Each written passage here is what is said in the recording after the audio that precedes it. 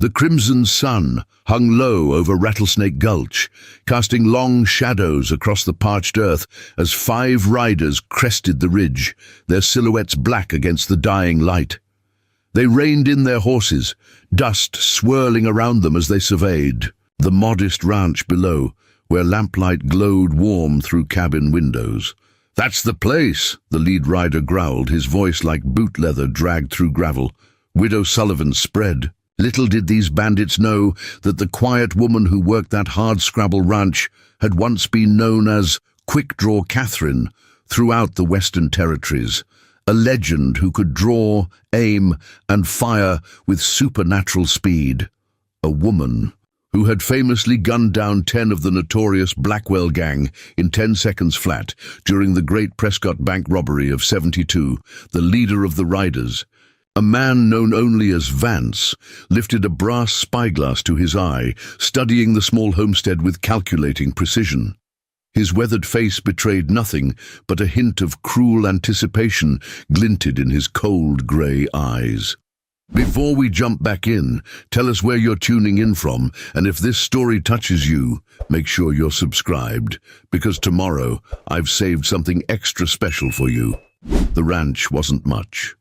A modest cabin with a new coat of whitewash, a well-maintained barn, a corral with a few quality horses, and several fenced pastures where cattle grazed lazily in the evening light. Nothing to suggest that it held any particular value beyond honest living. "You sure this is wise, boss?" asked the youngest of the riders, a jittery man with a patchy beard who kept shifting in his saddle. "It's just a widow woman and her girl. Can't be much worth taking." Vance didn't take his eye from the spyglass as he responded, "That land sits atop the only water source for 10 miles in any direction. The railroad survey confirmed it last month. Whoever controls that spring controls the whole valley once the drought hits." He collapsed the spyglass with a decisive snap. "And Mason wants the whole valley." The mention of Mason, the ruthless land baron who controlled most of the territory west of Shadow Creek, silenced any further objections. When Mason wanted something, people either accommodated or disappeared. The 5 riders had been hired, specifically for their lack of conscience and their talent for persuasion of the most violent kind. "Remember," Vance instructed as he tucked the spyglass into his saddlebag, "Mason wants this clean. We offer to buy, she refuses. We escalate until she changes her mind." A slow, predatory smile spread across his face. "And if persuasion requires using the daughter, well, that's just business." As the bandits plotted on the ridge inside the cabin below, Catherine Sullivan stood at her kitchen table, strong hands working methodically to knead bread dough. At 41, her once coal-black hair now held streaks of silver at the temples, pulled back in a practical braid that hung between her shoulder blades. The sleeves of her simple cotton dress were rolled up, revealing forearms corded with lean muscle, strength earned not from fancy shooting exhibitions, but from 6 years of working the land alone after her husband's death. Through the open kitchen window, she watched her daughter Anna collect eggs from the henhouse. At 16, Anna had her mother's sharp green eyes and quiet determination, but none of the darkness that had once shadowed Catherine's soul. The girl moved with the lightness of youth, humming softly to herself as she carefully placed each egg in her basket. "Ma!" Anna called across the yard, holding up an unusually large brown egg. "Old Bessie's outdone herself today. This one's big as a fist." Catherine smiled, the expression softening the weathered lines of her face. "That old hen's full of surprises," she called back, "just like her namesake." For 6 years they'd lived on this patch of sun-baked earth in the Arizona territory, far from the whispers that had once followed Catherine across the frontier. Here she was just Widow Sullivan, who raised the finest quarter horses this side of the Mississippi, who taught the school children on Sundays, who kept to herself, but was always ready with a helping hand when neighbors fell ill or encountered hard times. No one in Rattlesnake Gulch knew that those hands had once been famous from Dodge City to Tombstone. No one knew that quick-draw Catherine Sullivan had outdrawn every man foolish enough to challenge her during her 3 years riding as a Wells Fargo guard.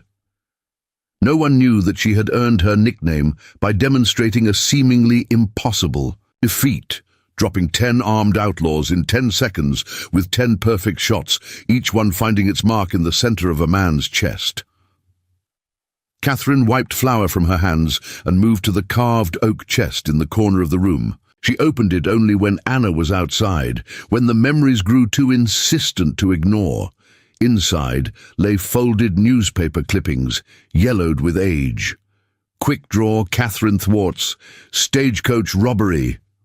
Female gunslinger outdraws the masculine competition. Again, 10 men, 10 seconds, 10 bullets, Sullivan's impossible feat witnessed by dozens.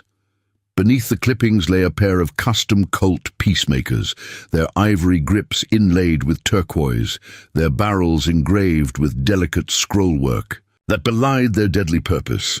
The guns were masterpieces crafted by the legendary gunsmith Samuel Chen, balanced perfectly for Catherine's hands, with triggers so sensitive they seemed to respond to her thoughts rather than her touch. 6 years since she'd worn them. 6 years since her husband Thomas had been killed by a stray bullet during a bank robbery in Prescott, leaving her alone with a 10-year-old daughter and a choice to make. Continue the life that had made her infamous, or create a new one where Anna could grow up without the burden of her mother's legend.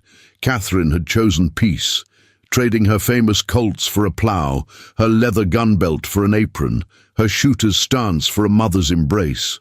She'd kept the peacemakers, unable to part with Chen's masterwork, but had locked away the woman who had wielded them with such deadly precision. The sound of hoofbeats pulled her from her memories. Catherine quickly returned the guns to their hiding place and moved to the window. Riders approaching, 5 of them, moving with purpose rather than the casual pace of neighbors paying a social call. Her eyes narrowed, old instincts surfacing. Her hand reached automatically for a weapon that was no longer at her hip, a movement so deeply ingrained it had become reflex. "Anna," she called out, her voice calm but carrying an edge her daughter immediately recognized. "Come inside now, please." The girl looked up, registered the change in her mother's tone, and immediately headed for the house, abandoning her egg basket by the henhouse. Even at 16, Anna had never questioned that particular tone. It was rare enough that she recognized its importance. As Anna hurried inside, Catherine noted how the 5 riders slowed, watching her daughter with too much interest. Catherine's spine stiffened, her mind cataloguing details with precision most would find unnerving. The way the lead rider sat his horse with arrogant ease, the nervous energy of the youngest, the calculating gaze of the tall one that marked him as the true danger. "Who are they, Ma?" Anna asked, closing the door behind her. "I don't know, honey," Catherine replied, her eyes never leaving the approaching men. "But I want you to go to the root cellar. Take the back door and stay down." "There until I call the all clear," Anna hesitated. "But Ma—" "Now, Anna." The tone brooked no argument. As Anna reluctantly headed for the cellar, Catherine moved to the fireplace and reached for Thomas's old Winchester repeating rifle. It wasn't her matched Colts with their hair triggers and perfect balance, but it would serve. The riders stopped in front of the house, dust settling around their horses. The leader, a hard-faced man with a scar cutting through his left eyebrow, touched his fingers to the brim of his hat in mocking courtesy. "Mrs. Sullivan." His voice carried a false pleasantness that did nothing to mask the menace beneath. Catherine stepped onto the porch, the Winchester held casually at her side, not threatening, but present. Her stance was that of a simple rancher, but those who had known her in her previous life would have recognized the subtle shift in her posture, the centered balance that had once made her famous for her lightning-fast draws. "Gentlemen," Preparing and narrating this story took us a lot of time, so if you are enjoying it, subscribe to our channel. It means a lot to us now. Back to the story. She acknowledged, her voice carrying the pleasant tone of any frontier woman greeting strangers, revealing nothing of the calculations running through her mind. Distances, angles, the position of the sun, the direction of the wind. "Can I help you?" "Hope so, ma'am," the leader replied. "Name's Vance. These are my associates. We represent Mr. Elijah Mason of Shadow Creek." He paused, clearly expecting the name to register. Catherine's expression remained pleasant, unreadable. "What can I do for Mr. Mason?" Vance leaned forward slightly in his saddle. "Mr. Mason is interested in acquiring your property, Mrs. Sullivan. He's prepared to make a generous offer, twice its market value. I'm afraid my land isn't for sale, Mr. Vance," Catherine said evenly. "Not now, not ever. Rattlesnake Gulch has plenty of land available if Mr. Mason is looking to expand his holdings." Something shifted in Vance's eyes, a coldness, a calculation. "Well, now, that's a shame. We had our hearts set on this particular piece. Has good water, good positioning, strategic, you might say." The way he emphasized strategic told Catherine everything she needed to know. These weren't representatives of a legitimate business interest. The coming railroad was pushing through these territories, and water rights had become increasingly valuable. Her property, with its natural spring, that remained flowing even in the driest seasons, would be perfect for controlling the entire valley. "As I said, not for sale," Catherine repeated firmly. "Now I've got bread in the oven and chores waiting. Good day, gentlemen." She turned as if to go back inside, watching their reflections in the window glass. "That's a mighty pretty daughter." "You've got Mrs. Sullivan," Vance called after her, his tone making the compliment an unmistakable threat. "Be a shame if anything happened to her, times being what they are, dangerous for a young girl." Catherine froze, her hand on the doorframe. For 6 years she had kept her past buried, kept Quickdraw Catherine locked away, but some threats couldn't be answered as Widow Sullivan. She turned slowly, meeting Vance's gaze directly for the first time. Something in her eyes, some glimpse of the woman she'd once been, must have shone through, because the smirk on his face faltered slightly. "Mr. Vance," she said, her voice still pleasant, but carrying a new undertone that made the horses shift nervously, "my answer remains no. I suggest you and your associates move along. Rattlesnake Gulch is a peaceful community. We like to keep it that way." The message wasn't lost on Vance, whose eyes narrowed as he studied her more carefully, perhaps sensing something beneath the widow's calm exterior. After a moment, he nodded tightly and turned his horse. "We'll be seeing you again. Mrs. Sullivan," he called over his shoulder, "people around here might be interested to know who their neighbor really is." The last comment confirmed her suspicions. Vance knew something of her past, or thought he did. Catherine watched until the riders were out of sight before calling. Anna from the cellar, her mind already racing ahead. Tonight, she would need to open the false bottom of her bedroom trunk, the one Anna had never seen. Inside lay the last remnants of Quickdraw Catherine, a hand-tooled gun belt with custom holsters, a pair of soft leather gloves worn smooth by years of practice draws, and most importantly, her shooting journal with records of every duel, every exhibition, every skill she'd perfected after 6 years of peace. It seemed the legend might need to rise again. Rattlesnake Gulch was the kind of town that appeared on maps as an afterthought. A small dot nestled in the Arizona Badlands where life moved with the predictable rhythm of seasons. Main Street boasted only essential establishments: Garrett's General Store, the Dusty Boot Saloon, a small whitewashed church, and Sheriff Wade Callahan's office. Beyond these lay scattered homes and ranches, with the rust-colored mesas watching over it all like ancient sentinels preparing for war. Catherine Sullivan's ranch sat 3 miles east of town, balanced perfectly between privacy and convenience. The modest cabin Thomas had built with his own hands stood surrounded by carefully maintained pastures, a small apple orchard just coming into bloom, and a bubbling spring that never ran dry, even in the harshest drought years. The afternoon following, the unwelcome visitors found Catherine in town completing her regular Saturday deliveries. Her quarter-horse foals were Rattlesnake Gulch's prized commodities, sought after by ranchers throughout the territory for their intelligence and stamina. "That new bay colt of yours might be your finest yet, Catherine," Martha Garrett said, accepting the supplies list for Catherine's weekly order at the general store. Martha and her husband had owned the store since Rattlesnake Gulch was nothing more than a handful of hopeful settlers and a water hole. "How's Anna feeling?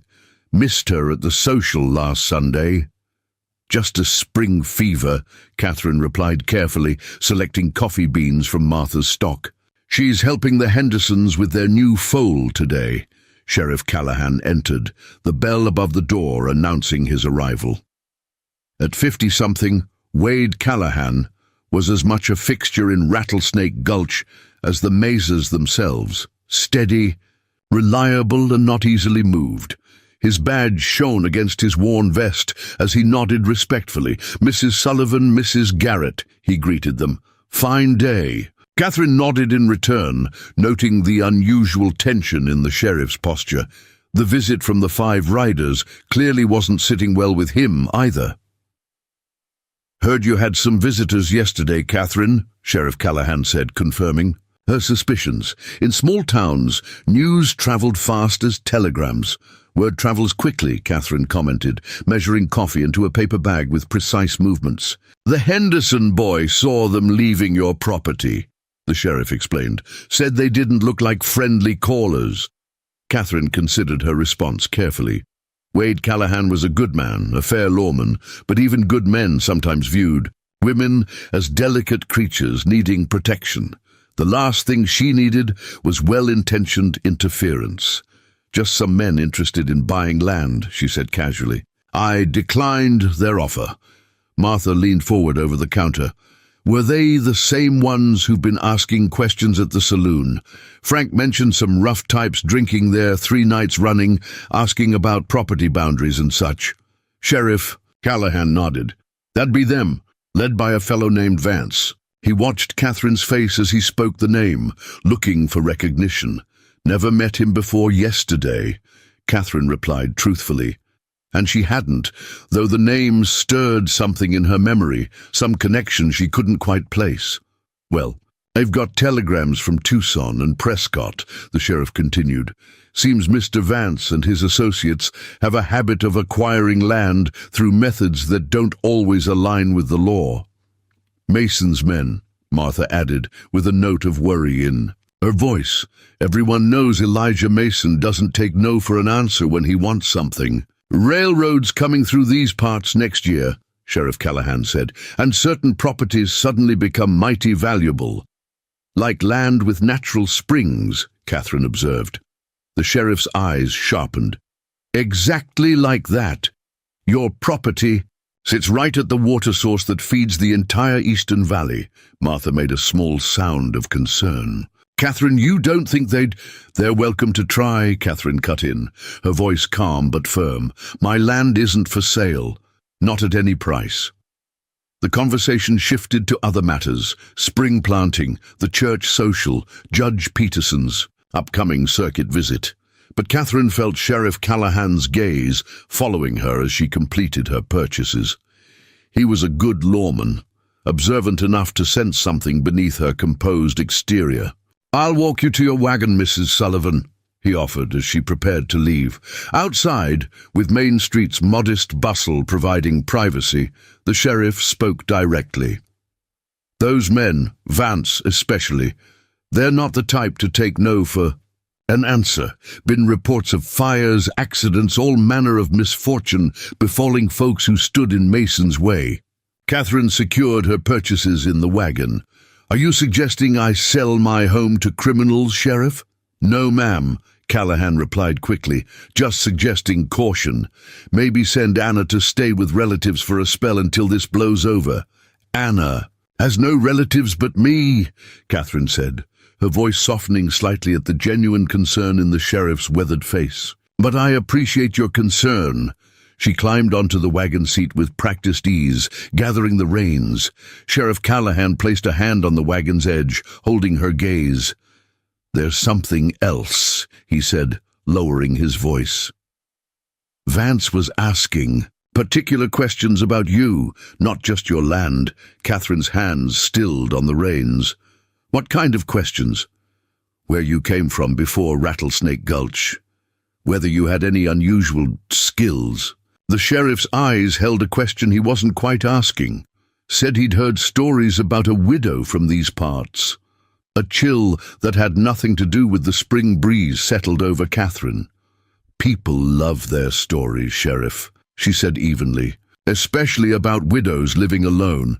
Sheriff Callahan nodded slowly, not entirely convinced. Just be careful, Catherine. I'll keep an eye on Vance and his men when they're in town, but my jurisdiction only stretches so far.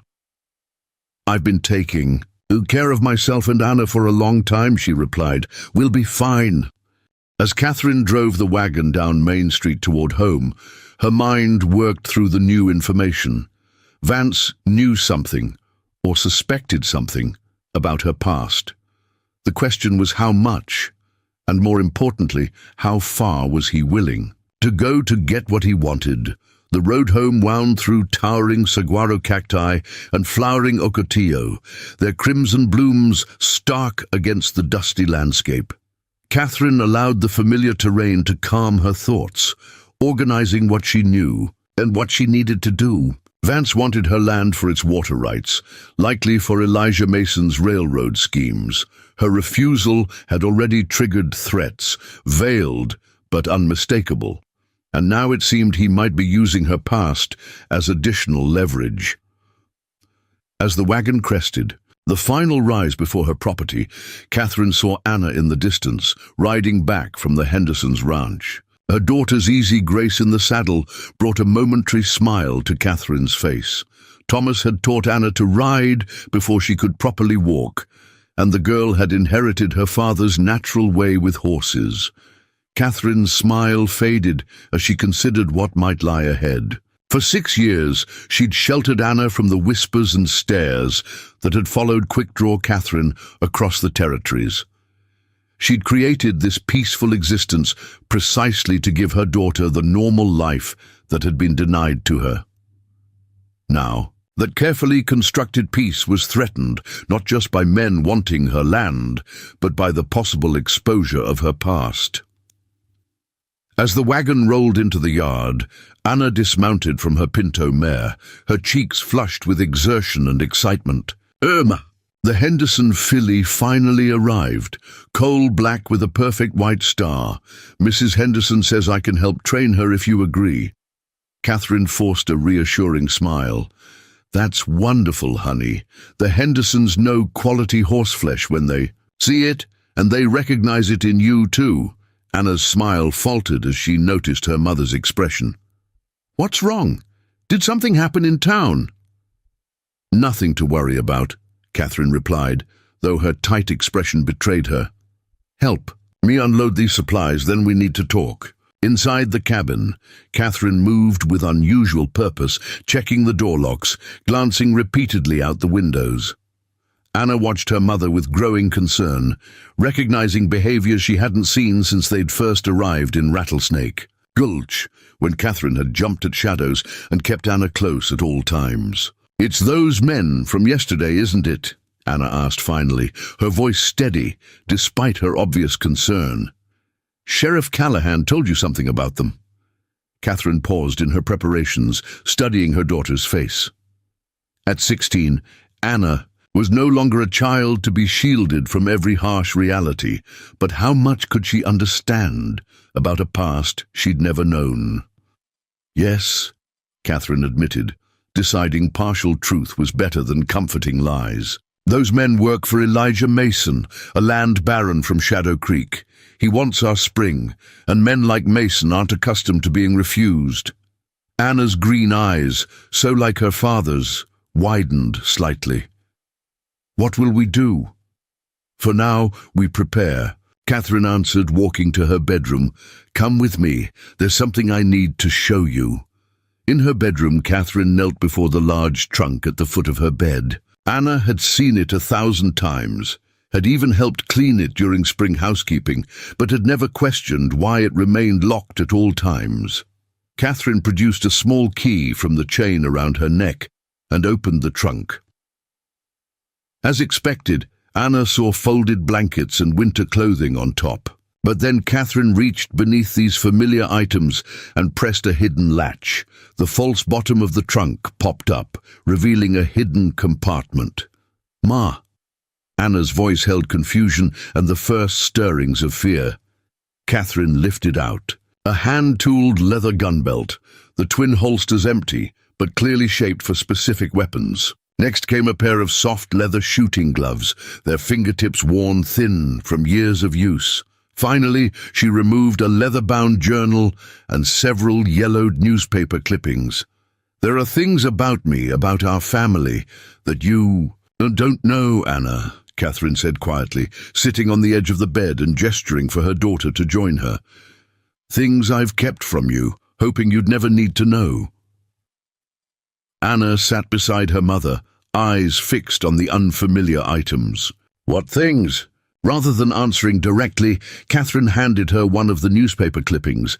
Anna's eyes grew wider as she read the headline, "Quick Draw, Catherine Outguns Infamous Red Canyon Gang."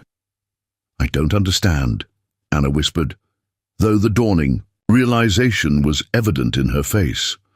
"This is you?" Catherine nodded, taking back the clipping and smoothing it carefully. "Before I met your father, before you were born, I made my living with these." She held up the empty gun belt. "I was a Wells Fargo guard for 3 years, then an exhibition shooter. I was known for my speed, could draw and fire faster than anyone in the Arizona Territory." "But you're a rancher," Anna protested weakly.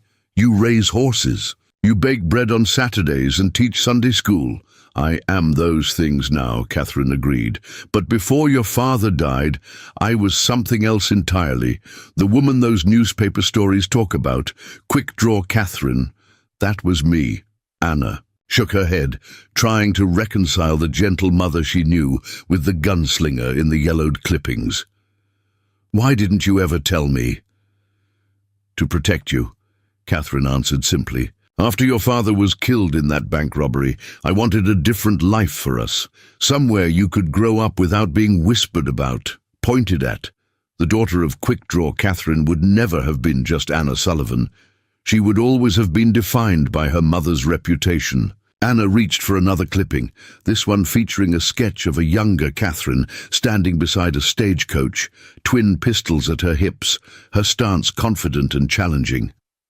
"Is this why we left Prescott? Why we changed our name from Sloan to Sullivan?"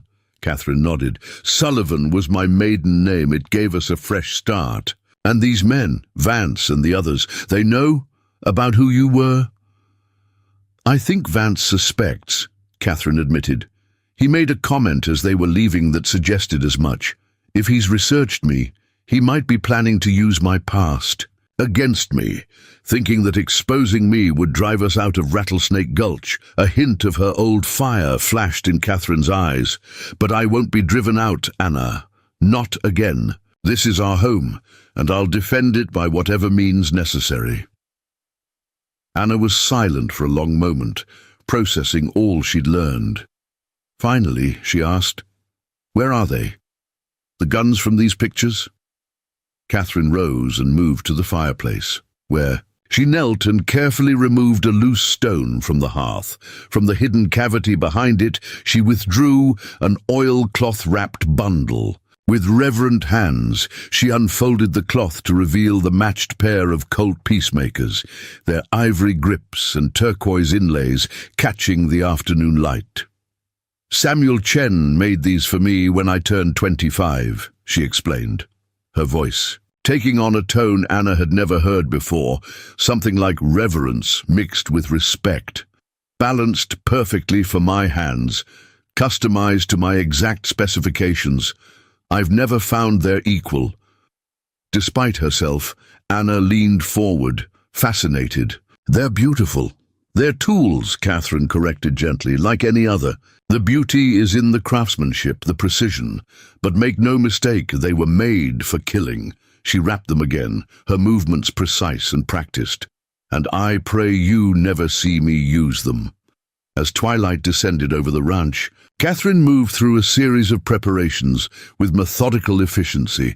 She reinforced the cabin's simple defenses, extra locks on the doors, furniture positioned to create cover if needed, lamps strategically placed to avoid casting her shadow against the windows.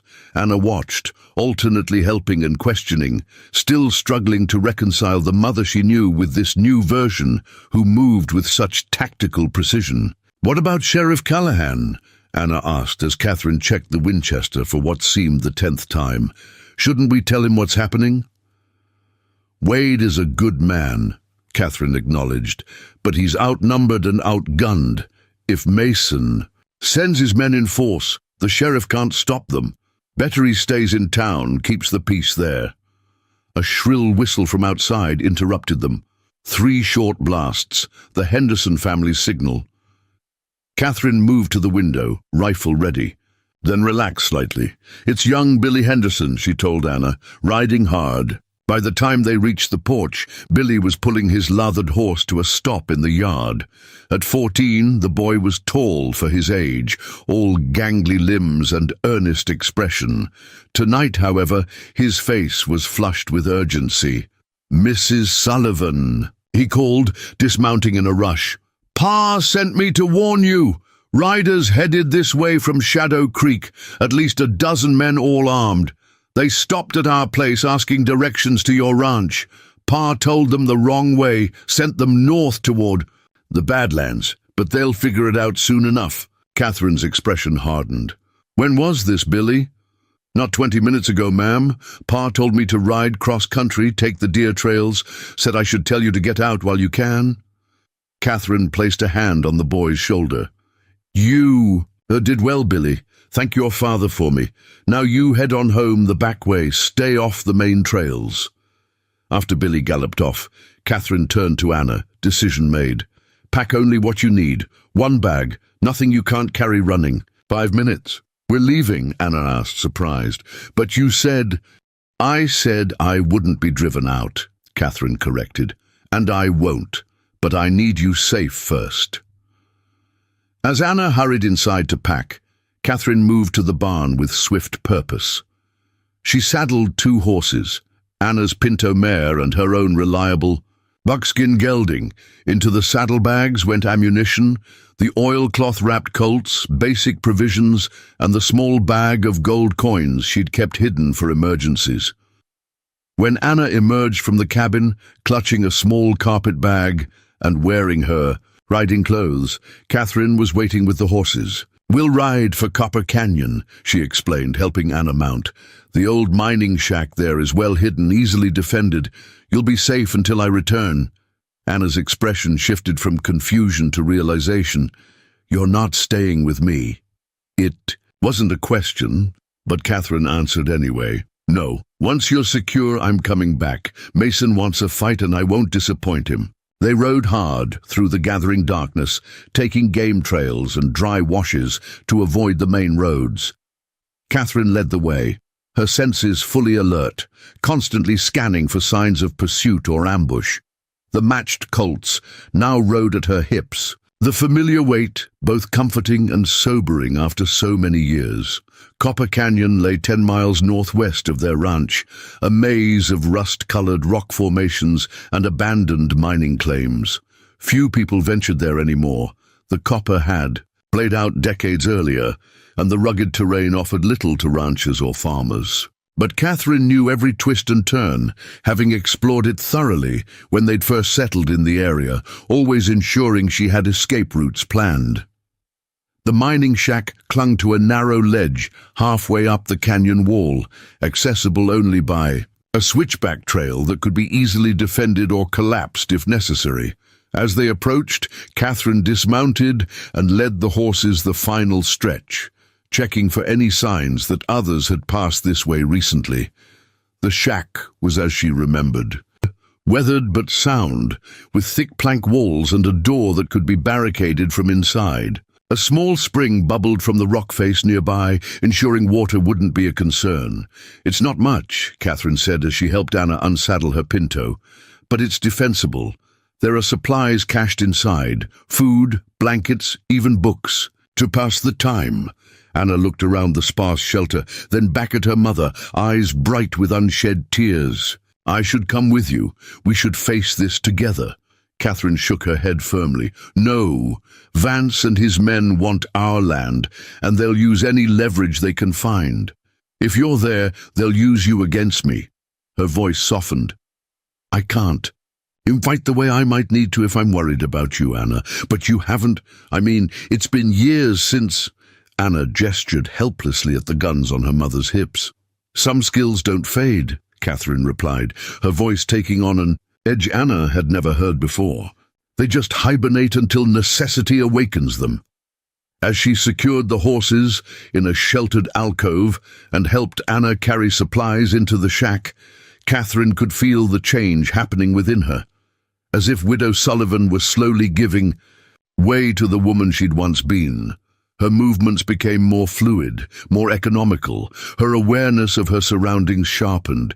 Even her voice changed subtly, the gentle tones of a mother hardening into something more commanding. "I'll leave you my Winchester," she told Anna, checking the rifle one last time before placing it near the door. "You remember how to use it?" Anna nodded.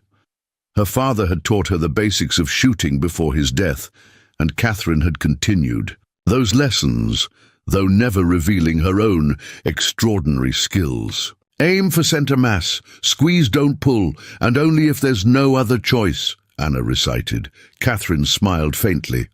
"Thomas taught you well." She placed extra ammunition on the rough-hewn table. "I'll be back by dawn, with luck. If I'm not—" She hesitated. "If you're not," Anna prompted, fear evident in her voice, "wait 3 days, no more. Then take the North Trail to Hawkins Junction. Find Marshal Kingsley. He served with your father. He'll help you." As Catherine prepared to leave, Anna grabbed her arm. "Wait.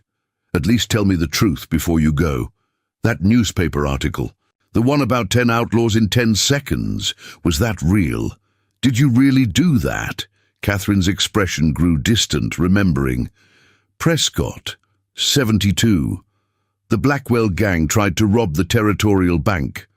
I was working as a guard that day." She looked down at the Colts on her hips.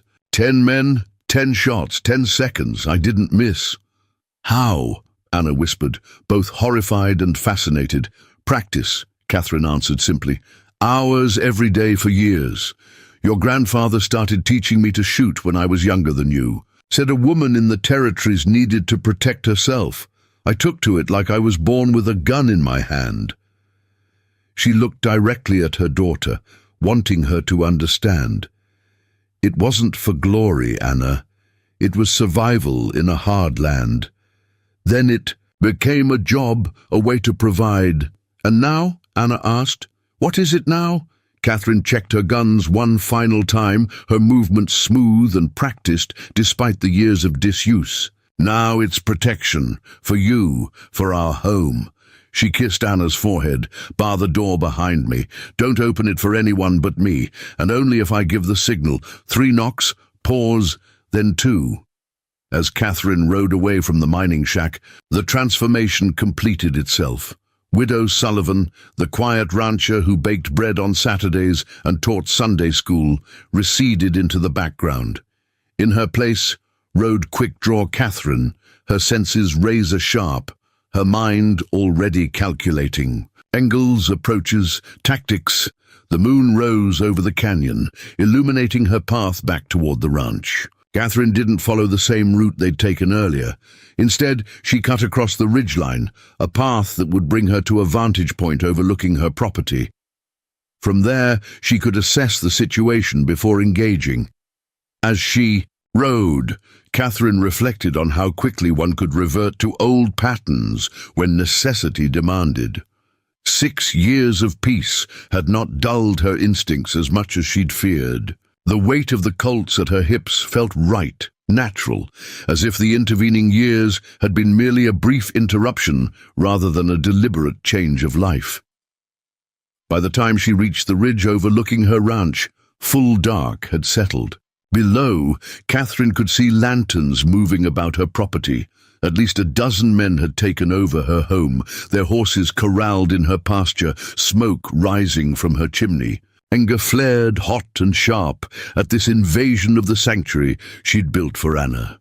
Through her field glasses, she studied their positions and movements, identifying Vance among them, apparently directing the others as they searched the buildings and grounds.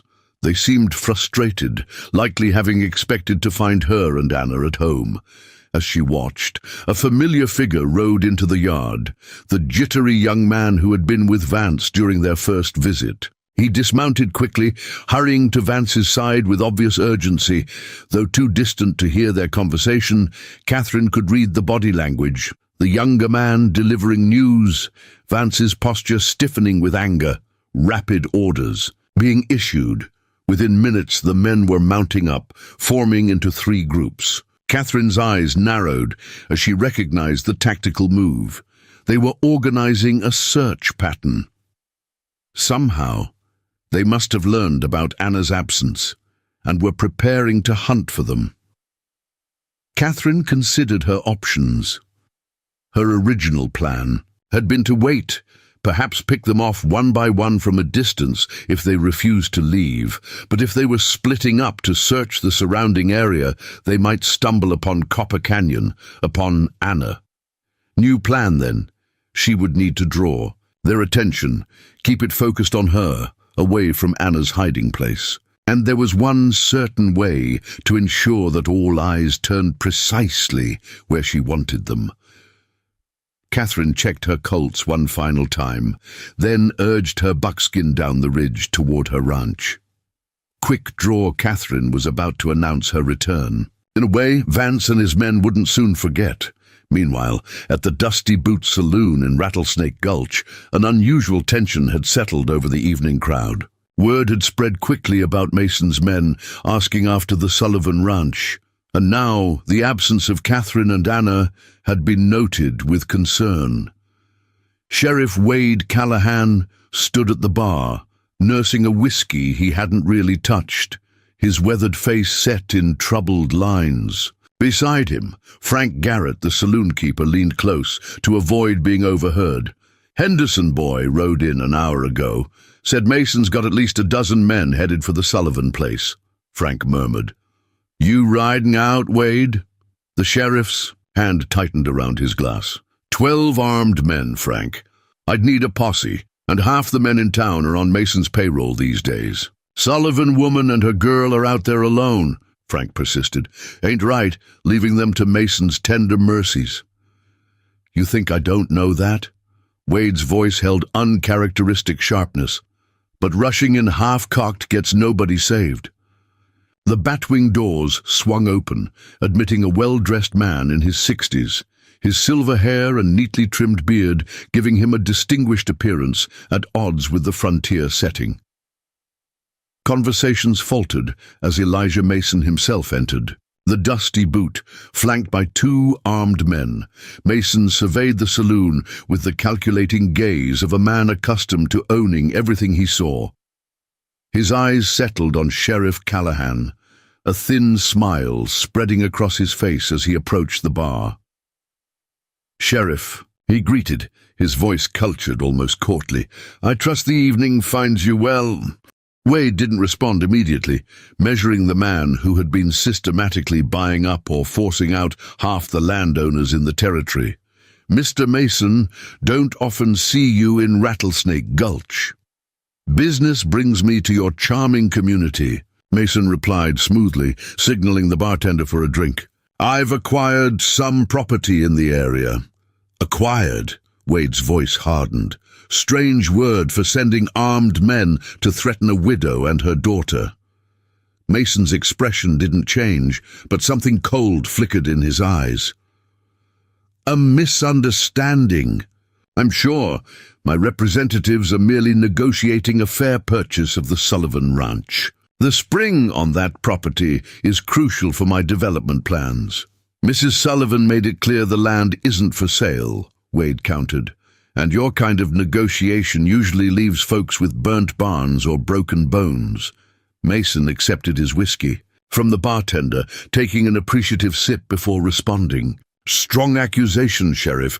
I'd be careful about making them without evidence. The standoff between the two men drew every eye in the saloon. Mason, powerful and connected, represented the new order sweeping across the territory. Corporate interests, railroads, development at any cost. Wade Callahan stood for the old ways, individual rights, frontier justice, a code that valued people over profit. Let me be plain, Mason, Wade said, setting down his untouched whiskey. If any harm comes to Catherine Sullivan or her daughter, I'll hold you personally responsible. Mason's cultured veneer slipped slightly, revealing the ruthlessness beneath. Careful, Sheriff. Your jurisdiction has limits. So does your authority, and your badge doesn't make you bulletproof. The threat hung in the air, naked and undisguised. Wade's hand drifted toward his holster, an involuntary response to the menace. In Mason's voice, "Neither does your money, Mason," Wade replied, his voice steady despite the tension thrumming through the saloon. Before Mason could respond, the saloon doors burst open again. Billy Henderson stood there, chest heaving from his hard ride, his young face flushed with urgency. "Sheriff," he called, ignoring the crowded room. "They found Mrs. Sullivan's place empty, but they're tracking her and Anna now, heading toward Copper Canyon, Pa thinks." The blood drained from Wade's face. He knew those canyons. Treacherous. In daylight, deadly at night, especially for a woman and girl being hunted by experienced trackers. Mason's cold smile returned. "It seems Mrs. Sullivan has chosen to abandon her property rather than negotiate. Wise of her. My men will ensure she's compensated fairly for her cooperation." Wade turned on Mason. Any pretense of official restraint gone. "If your men harm a hair on either of their heads, there won't be a hole deep enough for you to hide in, governor or no governor backing you." With that, the sheriff strode toward the door, already calculating how many men he could muster for a posse. Knowing it wouldn't be enough against Mason's hired guns. As he reached the doorway, Mason called after him. "One more thing, Sheriff. You might ask yourself why Mrs. Sullivan is so attached to that worthless patch of dirt, or better yet, ask yourself who she really is. My sources tell me Catherine Sullivan isn't even her real name." Wade paused, the implications sinking in. "What are you talking about?" Mason's smile was triumphant now. Secure in the knowledge he held information the sheriff didn't. "Ask your Mrs. Sullivan about Prescott, about the bank robbery in '72, about why she changed her name from Sloan to Sullivan when she came here." The sheriff's brow furrowed, connecting fragments of memory. Catherine's uncommon self-sufficiency, her reluctance to engage with strangers, the way she handled a rifle with unusual proficiency during the town shooting competition last fall. "Quick draw, Catherine," Mason said softly, watching realization dawn on the sheriff's face. "The fastest gun in the Arizona Territory once upon a time. Retired, or so the stories say, after her husband's death. Seems she's been hiding right under. Your nose all along, Sheriff." Wade's mind raced, reassessing 6 years of knowing Catherine Sullivan in light of this revelation. If Mason was right, if she truly was the legendary quick-draw Catherine, then Mason's men were riding into something far more dangerous than they realized. The buckskin gelding picked its way silently through the rocky terrain as Catherine guided it toward her ranch, its hooves wrapped in burlap to muffle any sound. The familiar weight of the colts at her hips and the stillness of the desert night awakened memories Catherine had long suppressed. Nights spent guarding stagecoaches carrying gold shipments, tracking bandits through Apache country, standing in the center of a crowded square, as onlookers marveled at her speed and precision. From her vantage point in a copse of mesquite trees, Catherine surveyed her property. Lanterns illuminated the yard where 8 horses remained, meaning at least 4 riders had departed, likely to search for her and Anna. Inside the cabin, shadows moved across the windows. 2 men patrolled the perimeter, rifles in hand. Catherine touched the turquoise stone embedded in the left Colt's grip, a ritual she'd performed before every confrontation in her previous life. 6 years since she'd last drawn these weapons in anger, but her body remembered, muscles responding with familiar readiness. Her plan formed with cold precision: disable the perimeter guards silently, create a diversion at the barn, then confront. Vance inside the cabin, clean, direct, with minimal bloodshed if they were smart enough to yield. Catherine dismounted, securing the buckskin to a scrub oak. She removed her long duster, revealing the fitted leather vest underneath that allowed maximum mobility for her arms. Her hands moved automatically to check each bullet in her Colts, more from habit than necessity. She'd already ensured they were perfectly loaded with the specialized ammunition Samuel Chen had crafted specifically for these weapons. She began her approach, moving like a shadow among shadows, placing each foot with deliberate care to avoid dislodging stones or snapping twigs. The first guard never sensed her presence until the moment Catherine's arm locked around his throat from behind, cutting off both air and sound. She eased him to the ground as consciousness left him, quickly binding his hands and feet with leather, straps, and gagging him with his own bandana. The second guard proved more alert, turning toward a sound Catherine deliberately made. Before he could raise his rifle, she closed the distance between them, one hand deflecting the weapon, while the other delivered a precise strike to the junction of neck and shoulder, a technique she'd learned from a Chinese miner in her stagecoach days. He collapsed without a sound, and Catherine secured him as she had the first. Now for the diversion. Catherine crept to the barn, retrieving a small jar of coal oil from her saddlebag. She soaked several rags, placing them strategically around the exterior of the structure, not to burn it down, but to create the impression of danger. One carefully placed flame near the hayloft would draw immediate attention.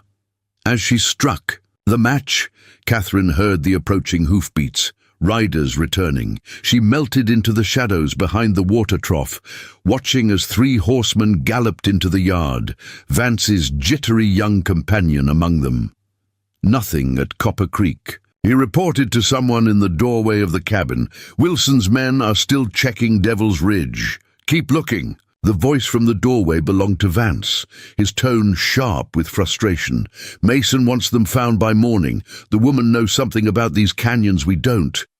Catherine's diversion blazed to life, flames leaping up the side of the barn with dramatic effect. The reaction was immediate. Shouts of alarm, men pouring from the cabin, rushing toward the fire. Catherine used the chaos to slip behind them, entering the cabin through the kitchen door, while attention focused on the barn. Inside, she moved silently through the familiar space, now violated by alien presences. Mason's expensive brandy, open on her table, muddy boots on her clean floors, maps spread across surfaces where she and Anna had shared countless meals. Vance remained on the porch, barking orders about the fire. One man lingered inside, hurriedly gathering papers into a leather satchel. Catherine recognized him from descriptions she'd heard around town. Horace Linden, Mason's attorney, and the architect of his land acquisitions. He didn't notice her until she cocked both Colts, the distinctive double click freezing him in place. "Those papers concern my property," Catherine said, her voice eerily calm. "I suggest you leave them where you found them." Linden turned slowly, his pasty face draining further of color as he found himself staring down the barrels of Catherine's. "Legendary peacemakers, Mrs. Sullivan," he managed, voice quavering. "There seems to be a misunderstanding." "No misunderstanding," Catherine cut him off. "You're trespassing. So are your associates. You have 1 minute to gather your men and ride out. Otherwise, I demonstrate why some legends never quite die." On the porch, Vance sensed something amiss and turned toward the door, his hand dropping instinctively to his holster. "I wouldn't," Catherine called, still focused on Lyndon but acutely aware of Vance's movement. "Not unless you're prepared to join the Blackwell gang in whatever hell awaits men who draw on me." Vance froze, recognition dawning in his eyes as he peered through the doorway. "It is you," he breathed. "Quick draw, Catherine." "In the flesh," she confirmed. "Now call your men off my barn and get them mounted up. You've worn out your welcome in Rattlesnake Gulch." Vance's expression shifted from shock to calculation. "You've been out of practice for years, living soft as a rancher's widow. Those reflexes slow down when they're not used." Catherine's smile never reached her eyes. "Care to test that theory?" The standoff stretched taut as a fiddle string, Catherine holding both men in her sights, Vance measuring his chances from the doorway. The fire at the barn sputtered out, designed for show rather than destruction, and confused voices called to Vance for instruction. "You're outnumbered," Vance said finally. 8-1. "I've faced worse odds," Catherine replied. Memories of Prescott flashing through her mind. "And I'm only aiming to kill those who force my hand. Starting with you, Vance, if your fingers so much as twitch toward that gun." Before Vance could respond, hoofbeats pounded into the yard. More riders, arriving, multiple horses moving at speed. Catherine maintained her position, senses stretched to their limit as she tried to identify the newcomers without taking her eyes off the immediate threats. "That'll be Wilson and the rest of Mason's men," Vance said, confidence returning to his voice. "They've been searching the canyons. If they've found your daughter—" The threat hung unfinished as fury flashed across Catherine's face. Her left Colt swung toward a glass lamp on the table beside Vance, firing with such speed that he hadn't even registered the movement before the lamp exploded, showering him with glass and oil. Her right Colt remained steady on Lyndon, who had gone utterly still, briefcase forgotten in his nerveless fingers. "Next one takes your ear off," Catherine promised Vance, her voice deadly quiet. "Don't speak of my daughter again." Outside, a new voice called out, authoritative and unexpected. "Mason's men, this is Sheriff Wade Callahan. You're surrounded by a territorial posse. Throw down your weapons and come out with your hands visible." Relief washed through Catherine. The arriving riders weren't more of Mason's men, but reinforcements of a most welcome kind. Still, she kept her Colts trained on Vance and Lyndon, unwilling to trust in salvation until she saw it with her own eyes. The next moments unfolded in a blur of shouted orders, the clatter of dropped weapons and the shuffling of reluctant men. Being taken into custody. Vance's face twisted with hatred as he realized his position had collapsed. "This isn't over," he hissed at Catherine. Mason will what?" The cultured voice cut through the chaos like a knife. Elijah Mason himself stood in the doorway, impeccably dressed despite the late hour, his silver hair gleaming in the lamplight. Behind him, Sheriff Callahan kept a revolver pressed to the land baron's back. Catherine's expression registered genuine surprise for the first time that night. "You brought Mason himself, Wade. That's unexpected." "Found him riding out this way with a small escort," the sheriff explained, nudging Mason farther into the room. "Seemed like he might want to witness the fruits of his labor firsthand." Mason's aristocratic features betrayed nothing as he surveyed the scene. His attorney frozen under Catherine's unwavering aim, Vance half-drenched in lamp oil, and the widow herself standing in the center of her home, deadly as a rattlesnake and twice as quick. "Mrs. Sullivan," Mason acknowledged with a slight nod. "Or should I say, Mrs. Sloane, your reputation precedes you, though I confess I thought the stories of Quick-Draw Catherine were somewhat exaggerated." "Most stories are," Catherine agreed, not lowering her weapons despite the sheriff's presence. "The true ones need no embellishment." Mason's calculating gaze took in every detail of the situation. "Where is your daughter, Mrs. Sloane?" My men reported the place empty when they arrived. Somewhere you'll never find her, Catherine answered coldly. And it's Sullivan now. Has been for 6 years. Sheriff Callahan gestured for his deputies to take charge of Linden and Vance. Mason here was quite informative on the ride over once. He realized the territorial marshal is due tomorrow with warrants for his arrest. Land fraud, coercion, bribery of officials, quite a list. Mason's composed facade cracked slightly. Hearsay and conjecture, Sheriff. Nothing that will stand in court. We'll let the judge decide that, Wade replied. Meanwhile, you've been caught red-handed orchestrating an armed invasion of a private residence. As Vance and Linden were led, outside, Catherine finally lowered her Colts, though she kept them in hand, her gaze fixed on Mason. You came all this way for my spring. Why this property specifically? There are other water sources. Mason studied her for a moment, aristocrat to gunslinger, power recognizing power across the divide of class and circumstance. Your spring feeds the entire eastern aquifer. Railroad surveys confirmed it last month. Control that water. Control the railroad route. Control the future. Simple economics, Mrs. Sullivan. Nothing personal. It became personal when you threatened my daughter, Catherine replied, her voice like steel wrapped in silk. Mason smiled thinly. Business requires leverage. You'll understand that, having once made your living in a world of calculated risks. He adjusted his brocade vest with his one free hand, maintaining dignity despite his circumstances. I underestimated you. A rare miscalculation on my part. One that's cost you considerably, Catherine observed. Even if you escape prison, your reputation is damaged. Mason the Invincible, brought down by a widow with a pair of 6 shooters. Something dangerous flashed in Mason's eyes. You've won the battle, Mrs. Sullivan. The war, however, his hand moved with surprising speed, reaching inside his vest. Catherine's response was faster than thought. Her right Colt fired, the bullet grazing Mason's hand before he could withdraw whatever he was reaching for. The weapon discharged again immediately, this time sending Mason's expensive hat flying from his head. Sheriff Callahan yanked Mason backward, slamming him against the wall and quickly searching his vest, to reveal an ornate derringer, small but lethal at close range. Jesus, Catherine, Wade breathed, staring at the neat hole in Mason's hat where it had landed on the floor. That was... Quick draw, Catherine, Mason finished, clutching his bleeding hand, shock and reluctant admiration mingling in his expression. The legends, it seems, were understated. Outside, the posse had secured the remaining men. The night that had begun with invasion and threat was ending with justice.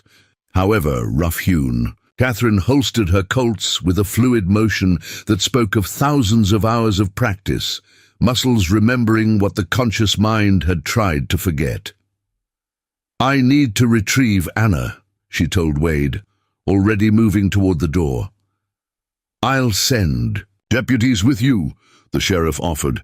Catherine shook her head. No need. No one followed me there, and your men are needed here to guard your prisoners. She paused at the threshold, looking back at Mason, now securely bound and seated in her kitchen chair. When I return, we'll discuss how you're going. To sign over the water rights for the entire Eastern Valley to the Rattlesnake Gulch Town Council permanently. Mason's eyes widened. That's highway robbery. No, Catherine corrected, something of her old self gleaming in her eyes. That's the price for threatening my family and living to tell about it. Consider yourself fortunate. The Blackwell gang paid a steeper price for a lesser offense. The ride to Copper Canyon seemed faster than the journey out had been, urgency, giving way to relief as Catherine pushed her buckskin toward the rising dawn.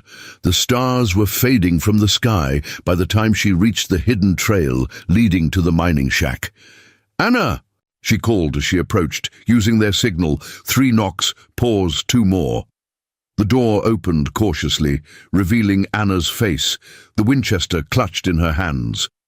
When she saw her mother, unharmed and alone, She dropped the rifle and rushed forward, throwing her arms around Catherine. "You're safe," Anna breathed, pulling back to examine her mother's face. "What happened? Did they come? Did you have to—" Catherine gently disentangled herself, leading Anna back inside the shack. They came. Sheriff Callahan arrived with a posse. Mason and his men are in custody. She omitted the details of confrontation. The speed of her draw, the perfect accuracy of her shots. Those stories could wait, or perhaps never need telling at all. "So it's over?" Anna asked, hope brightening her features. "We can go home." "It's over," Catherine confirmed, though she knew that wasn't entirely true. Her secret was exposed now. Quick-draw Catherine had returned in spectacular fashion.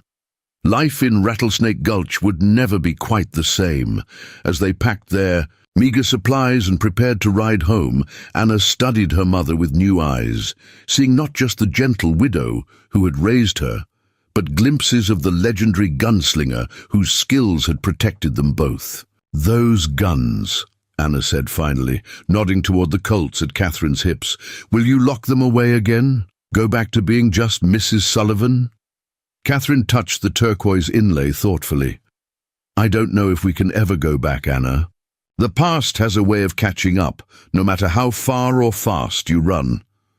The sun crested the canyon walls as they rode out, mother and daughter side by side, heading toward a future neither could clearly envision, one where secrets had been exposed, legends reborn, and new choices awaited in the harsh light of day. 3 days after the confrontation at the Sullivan Ranch, Rattlesnake Gulch buzzed with activity unusual for the sleepy frontier town. The arrival of Territorial Marshal James Harker with a contingent of deputies had transformed the modest jailhouse into a hub of legal proceedings. Mason and his men occupied every available cell, with additional prisoners housed in a hastily constructed stockade behind the sheriff's office. Catherine Sullivan, or Sloane, as some now whispered, sat on her porch, watching the sunset. Paint the mesas with golden light. The matched Colts no longer hung at her hips. They were clean, oiled, and returned to their hiding place. But unlike before, their presence in the house was no longer a closely guarded secret. The sound of approaching hooves drew her attention. A lone rider made his way up the path to her ranch, Sheriff Wade Callahan, his posture betraying exhaustion after days of managing the aftermath of Mason's failed land grab. "Evening, Catherine," he called as he dismounted, tying his horse to the hitching post. "Thought you'd want to know the latest news," Catherine gestured to the empty chair beside her. "Sit before you fall down, Wade. You look like you haven't slept since the arrest." The sheriff settled into the offered seat with a grateful sigh. Close to truth. Marshal Harker's been taking depositions round the clock. Mason's attorney started talking once the evidence piled up. Seems he kept meticulous records of every illegal transaction, every bribe, every threat. Insurance, he called it. "Smart man," Catherine observed. "Honor among thieves is a myth, best not relied upon." Wade studied her profile in the fading light, seeing both the widow he'd known for 6 years and the legend he'd only recently discovered. "Mason's being transferred to Prescott tomorrow to stand trial. The judge there is no friend of land barons, regardless of their political connections." Catherine nodded, satisfaction evident in her expression. "And Vance?" "Facing charges of attempted murder, trespassing, destruction of property, and conspiracy." Wade counted off the offenses on his fingers.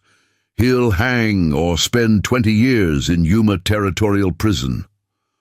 They sat in companionable silence for a moment, the evening breeze carrying the scent of sage and distant rain. "Where's Anna?"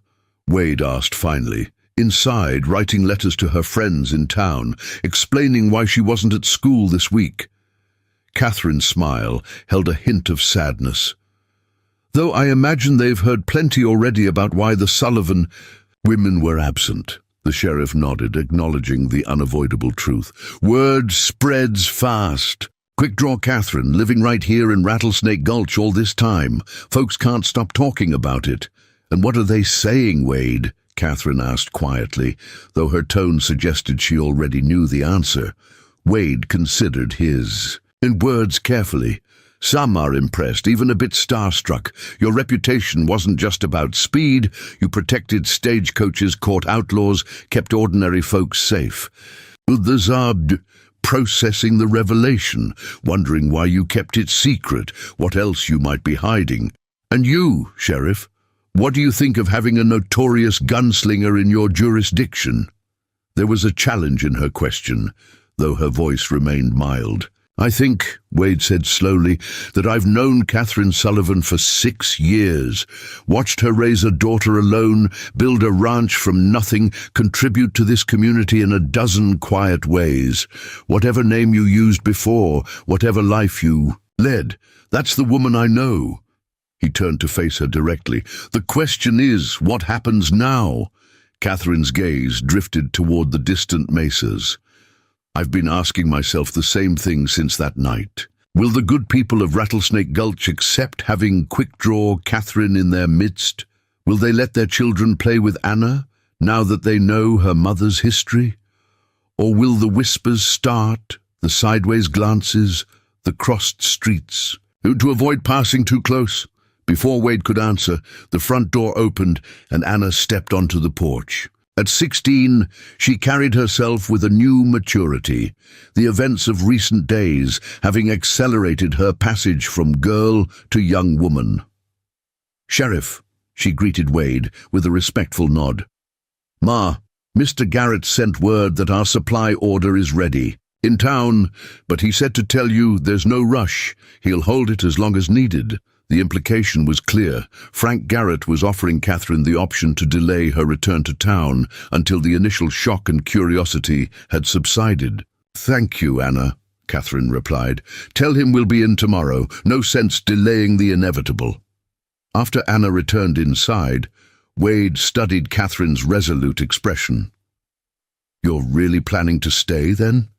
You're not running this time? We've made a home here, Catherine said simply. Running solved nothing last time. It only postponed this reckoning. Her hand drifted unconsciously to her side, where the Colt had hung for so many years. Besides, I'm tired of hiding who I am, Wade. Living half a life, always looking over my shoulder, waiting for the past to find me. The sheriff nodded slowly. For what it's worth, I think you're making the right choice. Rattlesnake Gulch needs good people, regardless of their history. As darkness settled over the ranch, Wade took his leave, promising to return the following day to escort Catherine and Anna into town, an offer of support that carried meaning beyond mere courtesy. Catherine remained on the porch long after he'd gone, contemplating the stars emerging one by one in the vast desert sky. 6 years ago, after Thomas's death, she'd believed that burying quick-draw Catherine was the only way to give Anna a normal life. Now, with that carefully constructed facade shattered, she faced a future where her two identities would need to coexist, not in conflict, but in harmony. Inside, the soft glow of lamplight illuminated Anna at the kitchen table, her schoolbooks open before her, though her attention seemed elsewhere. Catherine paused in the doorway, taking in the sight of her daughter, so like Thomas in her thoughtful expression, so like herself in her quiet determination. You should be sleeping, Catherine observed, moving to put the kettle on the stove. Tomorrow will be a long day. Anna closed her book, meeting her mother's gaze directly. Will it be very difficult? Going into town, facing everyone. Catherine considered the question, unwilling to offer false reassurance. It won't be easy. People will stare. Some will whisper. Some may avoid us entirely. Because they're afraid of you?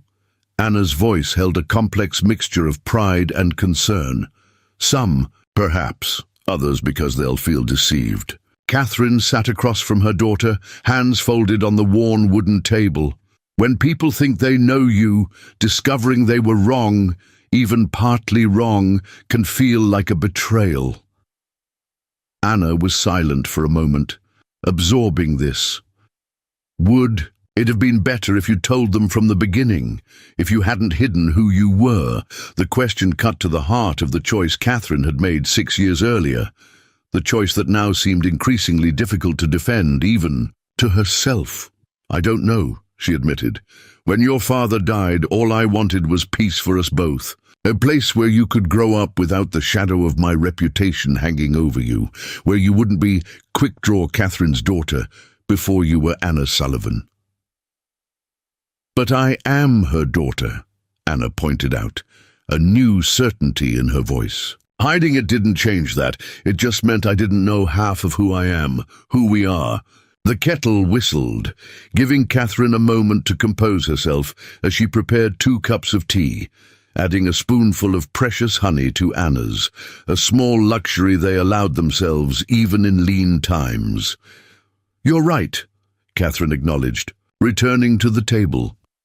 "I thought I was protecting you, but perhaps I was only postponing an inevitable truth." She wrapped her hands around the warm cup, drawing comfort from its familiar weight. "I won't make that mistake again, Anna. No more secrets between us." Anna nodded, satisfied with this promise.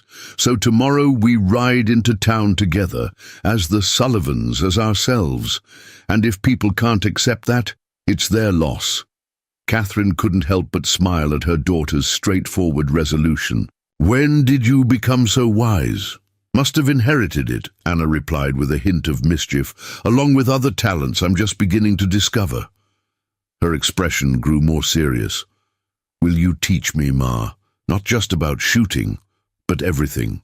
How to read tracks, how to move silently, how to know when trouble's coming before it arrives." Catherine studied her daughter's face, recognizing the determination that had once driven her own training. "You're sure that's what you want? Once you learn these things, you can't unlearn them. They change how you see the world, how you move through it." "I'm sure," Anna said firmly. "I've spent 16 years not knowing half of who my mother is. I don't want to spend another day in that kind of ignorance." As they finished their tea, Catherine found herself mapping out a training regimen in her mind, not to create another Quickdraw Catherine, but to give Anna the skills to navigate a world that wasn't always kind to women alone. It was, she realized, a gift she could offer now that the walls between her past and present had crumbled.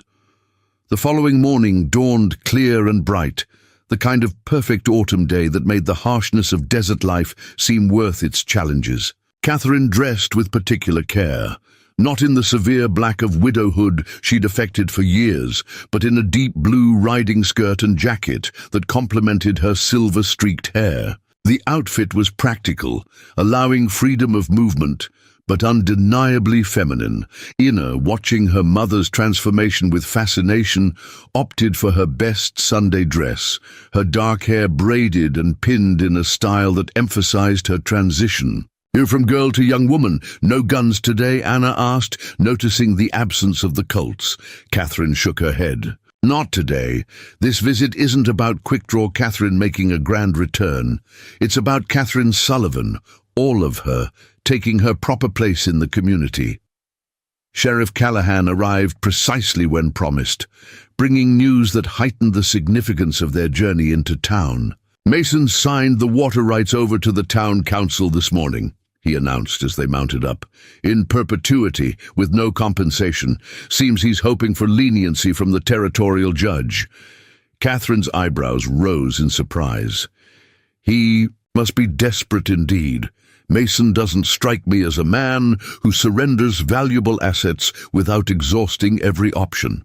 "Marshal Harker can be mighty persuasive," Wade replied with a satisfied smile, "especially with a stack of evidence that could send a man to prison for 3 lifetimes.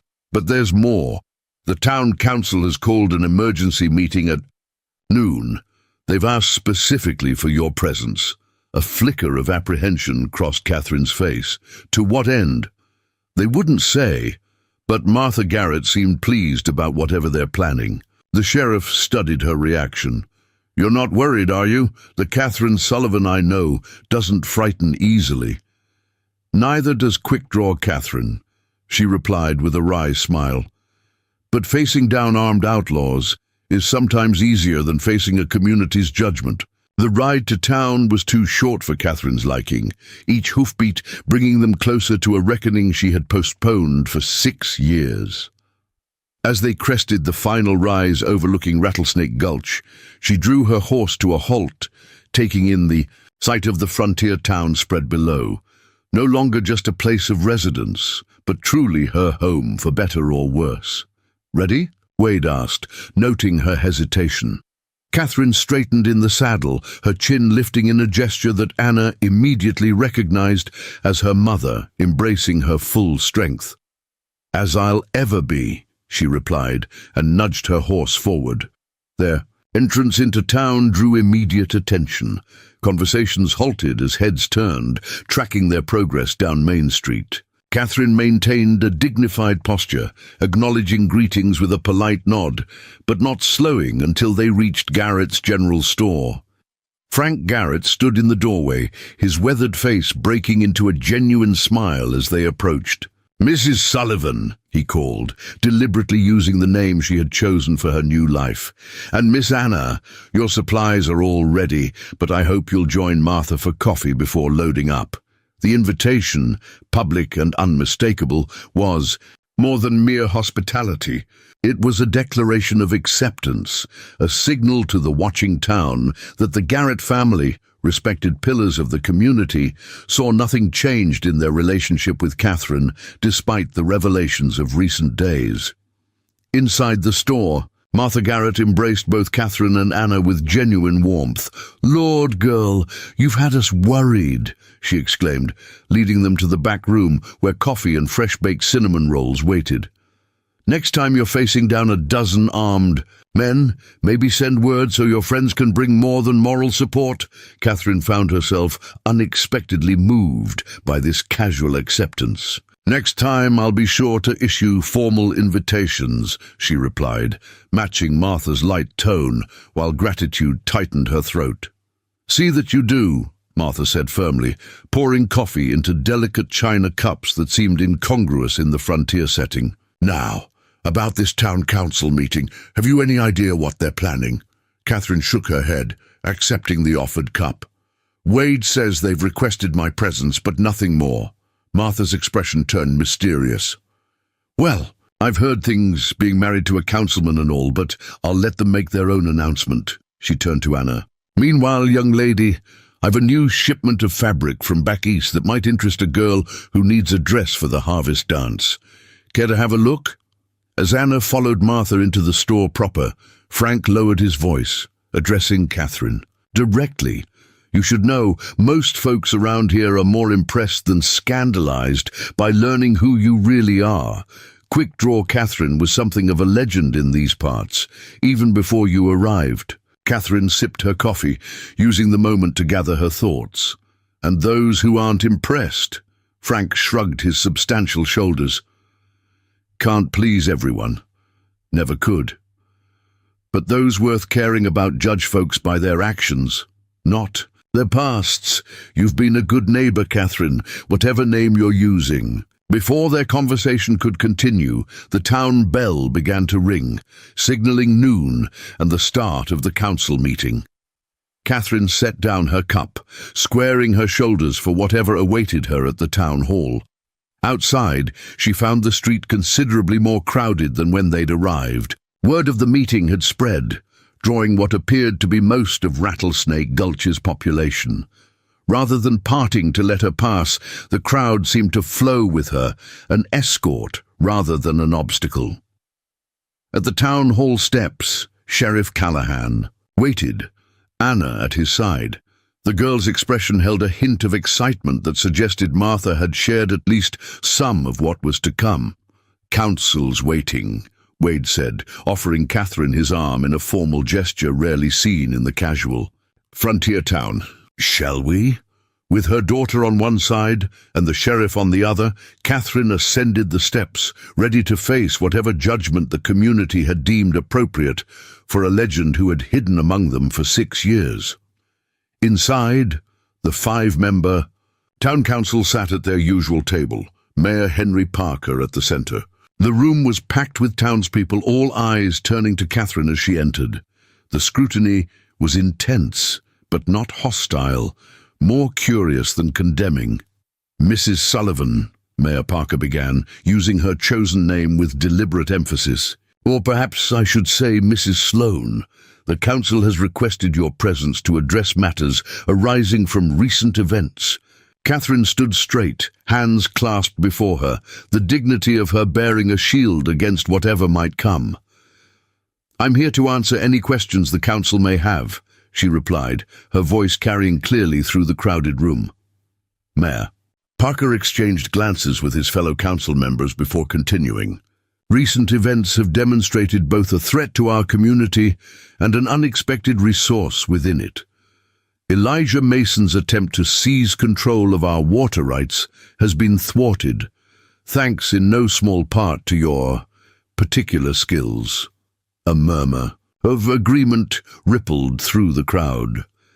"This council has been entrusted with protecting the future of Rattlesnake Gulch," Parker continued, "and in light of recent developments, we wish to make you a proposition, Mrs. Sullivan." Catherine's expression remained composed, though her mind raced with possibilities. Censure disguised as opportunity, perhaps, or conditions placed upon her continued residence. "With the railroad coming next year," Parker explained, "our peaceful town faces increased traffic, new settlers, and inevitable growing pains. Sheriff Callahan has served us well, but one man cannot oversee our expanding jurisdiction." Wade shifted beside Catherine, a smile playing at the corners of his mouth. He'd known what was coming, she realized. "Therefore," the mayor continued, "this council unanimously proposes the creation of a new position, Deputy Marshal of Rattlesnake Gulch and the Eastern Territories, with special responsibility for ranch lands beyond the town proper, and we would like to offer this position to you, Mrs. Sullivan." The room fell silent as Catherine absorbed the unexpected offer. Not judgment or exile, but official recognition of the very skills she had hidden for so long. "You want to make me a law woman?" she asked, unable to fully mask her surprise. "A woman with my history? We want to make you exactly what you've already proven yourself to be," Parker replied, "a defender of this community, regardless of what name you use or what past you carry." As the implications of the offer sank in, Catherine felt something shift within her. The two halves of her life, so long kept separate, beginning at last to merge into a coherent whole. 3 months after the town council's unexpected offer, winter had settled over the Arizona territory, bringing rare snowfall that dusted the mesas with white and turned Rattlesnake Gulch into a scene from an Eastern Christmas card. The transformation of the landscape mirrored the changes in Catherine Sullivan's life, gradual yet profound, familiar yet entirely new. The silver badge pinned to her vest caught the morning light as she completed her inspection of the new jail addition. The expanded facility had been deemed necessary with the coming railroad, a prudent preparation for the inevitable influx of drifters, opportunists, and troublemakers that steel rails always seemed to attract. "Looks solid enough," she commented to the carpenter Simon Fletcher, who beamed with pride at her approval. "Good sight lines from the desk to all cells. No blind spots in the corridors." "Designed it with security in mind, Marshal Sullivan," Fletcher replied, emphasizing her official title with evident satisfaction. "No outlaws going to slip out of this lockup." Catherine nodded, making a final notation in her logbook. Her official title was Deputy Marshal, but the townsfolk had taken to simplifying it in daily conversation. After initial hesitation, she'd accepted the position offered by the town council, negotiating specific terms that allowed her to maintain her ranch while overseeing security for the outlying territories beyond Sheriff Callahan's jurisdiction. The arrangement had proven surprisingly effective. Wade handled the day-to-day matters in town, while Catherine's reputation alone deterred most trouble in the surrounding ranchlands. When situations did arise requiring her attention, they were typically resolved without gunfire. The mere presence of the woman once known as Quick Draw Catherine proved sufficient to cool most hot heads. "Ma!" Anna's voice called from outside. "Telegram from Prescott." Catherine stepped out into the winter sunshine to find her daughter mounted on her pinto mare, breath fogging in the cold air. At nearly 17, Anna had blossomed in recent months, her natural confidence no longer overshadowed by family secrets. She wore her riding clothes with the ease of a young woman comfortable in her own skin, a modified gun belt around her waist, not carrying pistols like her mother's, but a practical single Remington and a hunting knife. Catherine accepted the telegram, breaking the seal, while Anna waited expectantly. Her expression remained neutral as she read, though a subtle tension around her eyes betrayed the significance of the message. "Mason's trial concluded," she informed Anna, tucking the telegram into her vest pocket. "Guilty on all counts, 20 years in territorial prison, assets seized to compensate his victims." Anna studied her mother's face. "That's good news, isn't it? Why don't you look pleased?" Catherine glanced around the busy main street, where townsfolk went about their morning business. Some nodded respectfully as they passed, the silver badge now as much a part of her identity in their eyes as her skill with horses or her Sunday school teaching. "Walk with me," she said to Anna, leading their horses toward the edge of town, where conversation could be more private. Once beyond curious ears, Catherine explained, Mason had powerful friends, men who won't easily forgive those responsible for his downfall. Anna frowned, processing this new concern. "You think they'll seek revenge? Come after you?" "Perhaps," Catherine acknowledged. "Or perhaps not. Men like Mason's associates typically avoid direct confrontation, preferring to work through intermediaries, exploit weaknesses." She glanced at her daughter. "This is why I've been teaching you what I know, not to make you a gunfighter, but to ensure you can recognize danger, in whatever form it takes." Over the past months, Catherine had begun Anna's education in the skills that had once made Quick Draw Catherine legendary. Not just shooting, though the girl showed remarkable aptitude with firearms, but tracking, reading people, situational awareness, and the 100 subtle abilities that kept one alive in dangerous times. "I've been thinking about that," Anna said as they reached the overlook that provided a view of their ranch in the distance. "About what happens next, for both of us." Catherine raised an eyebrow, waiting for her daughter to continue. "Mrs. Henderson received a letter from her sister in San Francisco," Anna explained. "There's a women's college there accepting applications for the fall term. Studies in literature, sciences, even medicine for those qualified." "You're considering applying?" Catherine surmised, studying her daughter's expression. Anna nodded, a mixture of excitement and uncertainty in her features. "Before, when I thought we were just simple ranchers, my future seemed clear. Marriage, children, perhaps taking over the ranch someday. But now—" She gestured vaguely, encompassing the changes of recent months. "Now I know our family story is about more than just surviving. It's about forging your own path, even when the world doesn't expect it of you." Pride swelled in Catherine's chest, momentarily overwhelming any concern about their separation. "Your father would be proud of your ambition," she said softly. "He always believed education was wasted on sons alone." "But what about you?" Anna pressed. "If I go to San Francisco, you'd be here alone." Catherine smiled, touched by her daughter's concern. "I managed alone for many years before you were born, Anna, and I'm hardly alone here now." She nodded toward the town below. Besides, everyone deserves their own legend. Mine isn't meant to be yours. Their conversation was interrupted by approaching hoofbeats, a rider coming fast along the trail from the direction of Copper Canyon. Catherine's hand drifted instinctively toward her holster, relaxing only when she recognized young Billy Henderson, now 17, and working as the town's telegraph operator when not helping at his family's ranch. "Marshal Sullivan," he called, reining his horse to a stop beside them. "Sheriff sent me to find you. Stagecoach from Tucson was robbed at Sidewinder Pass. Driver killed, passengers stranded." Catherine was immediately alert, all maternal reflection pushed aside by professional duty. Casualties? 2 passengers wounded but alive. Rest are sheltering at the way station. Billy's face was flushed with the urgency of his news.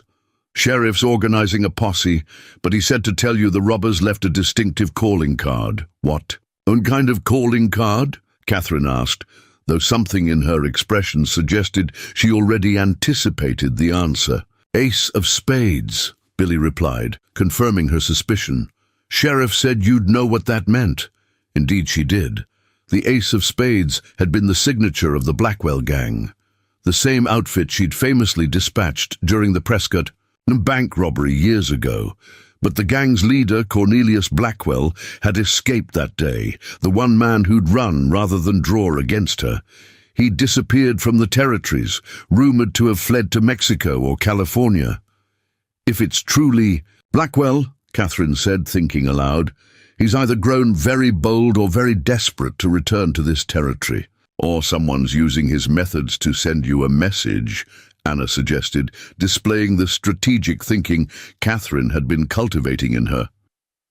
Catherine nodded, considering the possibility. "Either way, it requires investigation." She turned to Billy. "Tell the sheriff I'll meet the posse at Coyote Creek in 1 hour."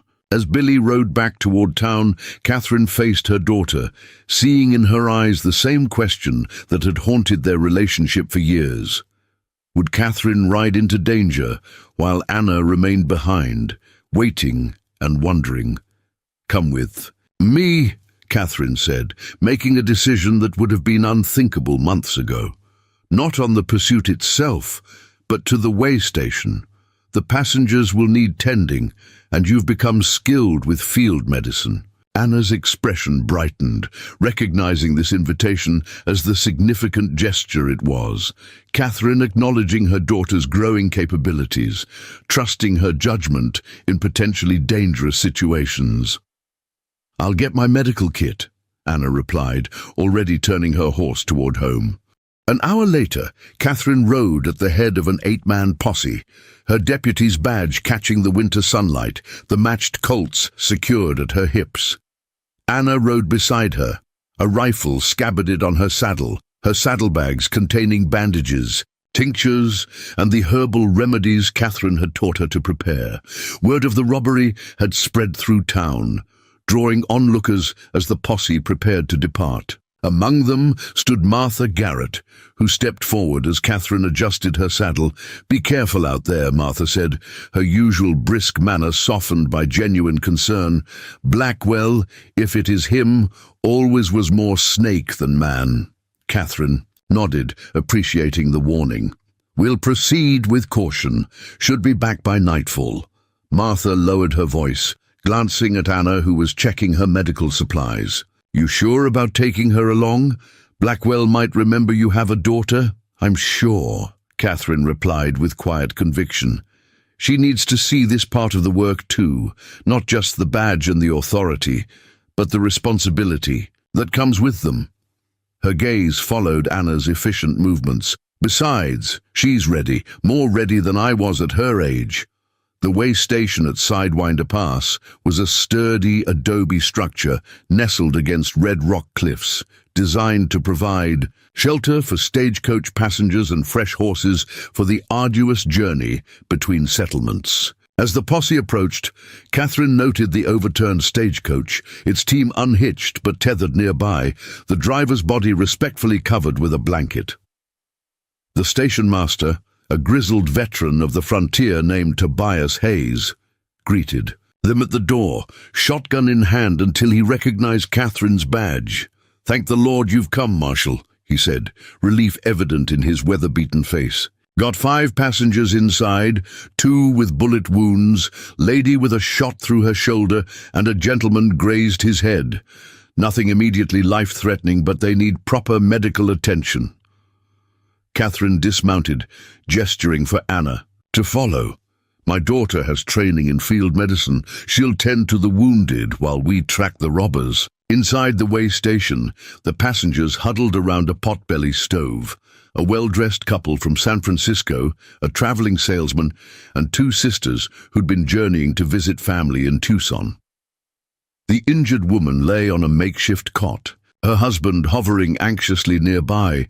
Anna moved toward them with quiet confidence, introducing herself and immediately assessing the wounds. Catherine watched with pride as her daughter competently cleaned and dressed the injuries, her gentle manner calming the distressed travelers. "What happened here exactly?" Catherine asked Hayes, who had followed them inside. The station master shook his head grimly. 4 men, faces covered, ambushed the stage about a mile east. Shot poor Jenkins off the box before he could even reach for his scattergun. Passengers said the leader never spoke, just passed a note demanding valuables, then left that playing card behind. "Did they take anything besides money and jewelry?" Catherine pressed, her instincts sharpening. Hayes glanced toward the passengers. Lady's husband there was carrying documents, land deeds for property near the planned railroad station in Rattlesnake Gulch. The connection crystallized in Catherine's mind. Mason's associates picking up where he had left off, using Blackwell's methods as cover for their real objective, controlling strategic properties along the railroad's planned route. While the rest of the posse prepared to follow the robbers' trail, Catherine took a moment with Anna, explaining her suspicions in a low voice. "This may be less about Blackwell's return, and more about Mason's allies continuing his work," she concluded. "Be vigilant while I'm gone. If I'm right, they staged this robbery specifically to draw me away from town, away from you." Anna nodded, understanding the implication. "I'll keep my Remington close and my eyes open." Catherine squeezed her daughter's shoulder, then rejoined the posse outside. As they mounted up to follow the fresh tracks leading east into the rough country beyond the pass, she found Sheriff Callahan riding alongside her. "You're thinking what I'm thinking?" he asked quietly. "This has Mason's stink all over it, Blackwell card or no." "Exactly," Catherine confirmed, "which means we could be riding into a trap, with the real target being what we've left behind." Wade's expression hardened. "I left 4 deputies in town, armed and alert. If anyone makes a move there, they'll find more resistance than they bargained for." The tracks led them on a winding path through the Badlands, sometimes clear in the light, dusting of snow, other times nearly invisible against the rocky terrain. Catherine's trekking skills proved invaluable, her years riding as a Wells Fargo guard having honed her ability to read sign that others missed entirely. By mid-afternoon, they'd followed the trail to a box canyon with sheer walls rising hundreds of feet on 3 sides. Catherine held up her hand, signaling the posse to halt at the canyon's entrance. "This isn't right," she said, studying the unbroken trail leading directly into the natural trap. "No outlaw worth his salt would corner himself like this." She dismounted, examining the tracks more carefully. After a moment, she straightened, certainty in her expression. "These tracks are deliberate, too perfect, too obvious. Someone's leading us exactly where they want us to go." "An ambush?" Wade asked, scanning the canyon walls where numerous ledges and outcroppings could conceal. "Gunmen, almost certainly," Catherine confirmed. "And while we're pinned down here, the real attack happens back in town," Wade finished, understanding immediately. Catherine remounted, addressing the posse with quiet authority. "Sheriff Callahan and I are returning to Rattlesnake Gulch. The rest of you maintain position here, but do not enter that canyon. If the robbers emerge, track them, but do not engage without reinforcements." As they rode hard back toward town, Catherine shared her expanding theory with Wade. Mason's associates are using Blackwell's methods as misdirection. They want revenge for Mason's conviction, but they're also continuing his plan to control the railroad route, using the chaos of a stagecoach robbery to cover their real objective, Wade agreed. Clever, if ruthless. "There's more," Catherine added, her expression grim.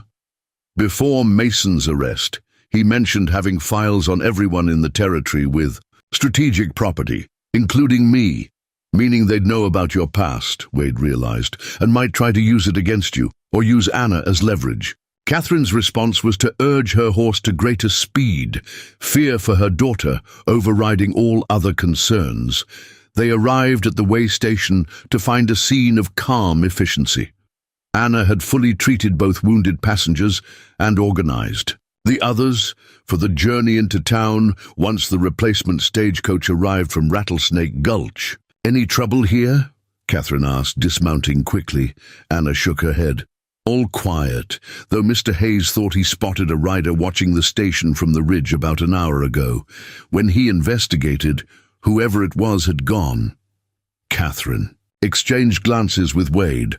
"They're watching our movements, confirming their plan is working." The replacement stage arrived shortly after, with 2 armed guards riding shotgun, a precaution Wade had ordered before they'd departed town. As the passengers were helped aboard, Catherine made a swift decision. "Anna, go with them," she instructed. "Once in town, gather whatever you value from the ranch and take it to Martha's. Stay there until I return." For once, Anna didn't argue, recognizing the gravity in her mother's tone. "Be careful, Ma," she said simply, embracing Catherine briefly. Before climbing aboard the stage, with the stage safely on its way, Catherine and Wade rode for town via a different route, taking a challenging shortcut through Diamondback Ridge that would put them ahead of anyone planning to intercept the stagecoach or launch an attack on the town. As they crested the final rise overlooking Rattlesnake Gulch, Catherine reined her horse to a halt. Wade did likewise, following her gaze to where thin columns of smoke rose from the direction of her ranch. "They're burning you out," he said quietly. Catherine's expression hardened, her hand drifting to the Colt at her hip. "They're trying to, but they've underestimated what they're facing." "A widow with a ranch?" Wade suggested.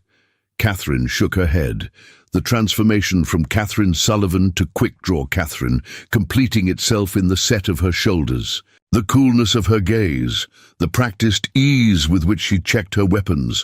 "No," she replied, "a woman who's stopped running from her own legend." As they rode toward the rising smoke, Catherine felt a strange sense of clarity. For 6 years, she'd tried to bury her past, to be only half of who she truly was. Now, with that past exposed and her 2 identities finally merging, she faced the future with a completeness she hadn't known since Thomas's death. Whatever waited at her burning ranch, whether Blackwell himself or Mason's hired guns, they would find neither the vulnerable widow they expected, nor the lone gunslinger of legend, but something new and perhaps more formidable. A woman fully reconciled to all aspects of herself, with a community at her back and a daughter no longer, sheltered from truth but strengthened by it. The legend of Quickdraw. Catherine hadn't ended when she'd changed her name and settled in Rattlesnake Gulch. It had simply been waiting, evolving, preparing for this moment when past and present would finally converge into a future where Catherine Sullivan and Quickdraw Catherine were no longer separate identities, but 2 essential halves of one remarkable whole. Up next, you've got 2 more standout stories right on your screen. If this one hit the mark, you won't want to pass these up. Just click and check them out, and don't forget to subscribe and turn on the notification bell so you don't miss any upload from us.